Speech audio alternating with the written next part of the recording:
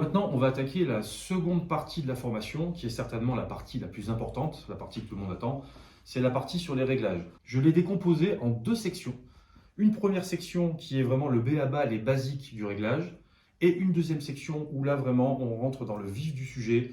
On va vraiment attaquer tension, compression, duty cycle.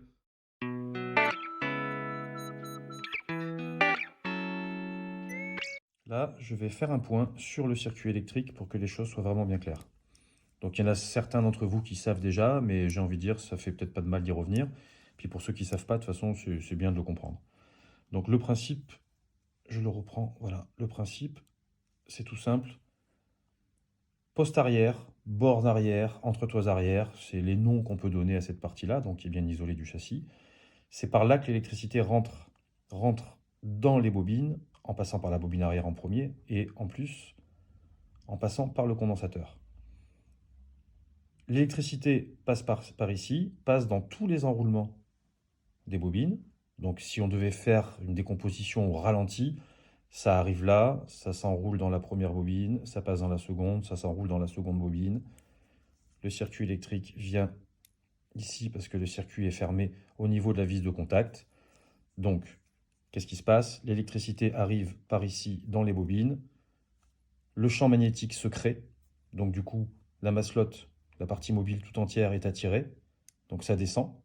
Comme ça descend, il n'y a plus contact avec la vis de contact. Donc du coup, le circuit électrique est ouvert. Donc s'il est ouvert, il n'y a plus d'électricité. Le champ magnétique se dissipe. Donc ça relâche. Hop, ça remonte. Ça retouche au niveau de la vis de contact.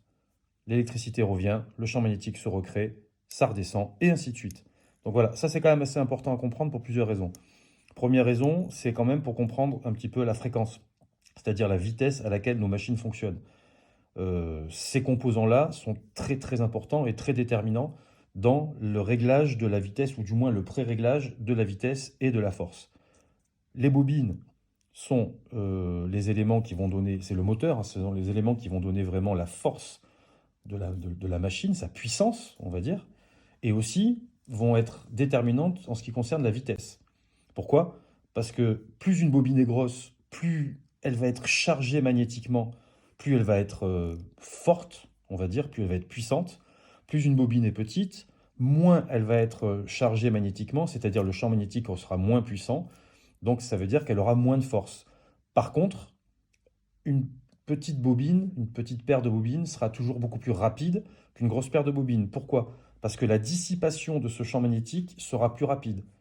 Vu qu'il y a moins d'enroulement, par exemple, ou moins de quantité de fil de cuivre, si on admet un noyau équivalent, hein, de taille équivalente, en fait, ce qui se passe, c'est qu'il y a moins de fils, donc ça se charge plus vite, ça attire plus vite, ça se décharge plus vite, ça remonte. S'il y a plus de fils, ça se charge un petit peu moins vite, par contre, ça va attirer très fort, et vu que ça attire très fort, le temps de déchargement est plus long, parce qu'il va falloir que tout le champ magnétique se dissipe, c'est ce qu'on appelle la rémanence magnétique.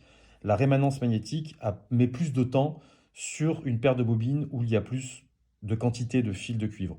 Alors quand je dis quantité, en réalité, on va parler de longueur, parce que on est sur un système d'enroulement et selon le diamètre du fil de cuivre utilisé, on n'a pas le même nombre de couches sur un enroulement. Je m'explique. Si par exemple j'avais du fil de cuivre en 0,5 mm, je vais peut-être avoir ici, admettons, une vingtaine de spires pour faire la totalité de la hauteur. Ces 20 spires, si jamais j'ai un fil de cuivre d'un diamètre de 0,40 par exemple, ou 0,45 pour prendre quelque chose qui est plus courant, ben, il y aura peut-être 2 ou 3 petits enroulements en plus. Ça paraît bête, mais sur le nombre de couches, et en plus là c'est exponentiel parce que chaque fois on fait une couche supplémentaire, ben, il y a plus de fils parce que c'est plus large, et ainsi de suite. Surtout sur les dernières, c'est de plus en plus large. On peut par exemple se retrouver avec sur une bobine 6 mètres et demi de fil de cuivre. Par contre, si on prend la même bobine en 0,50, exactement de la même taille, on va peut-être se retrouver avec, je ne sais pas moi, 4,80 m, quelque chose comme ça. Donc les longueurs que je donne ne sont pas les vraies, hein, c'est juste pour donner un exemple, hein. Donc voilà, donc, on comprend bien que du coup, il y a moins de fils de cuivre, donc il y a moins d'enroulement, donc ça va se dissiper plus vite au niveau du magnétisme. Il y a plus de fils de cuivre, il y a plus d'enroulement, ça va se dissiper moins vite. Il y a plus de fils de cuivre, c'est plus puissant, il y a moins de fils de cuivre, c'est moins puissant.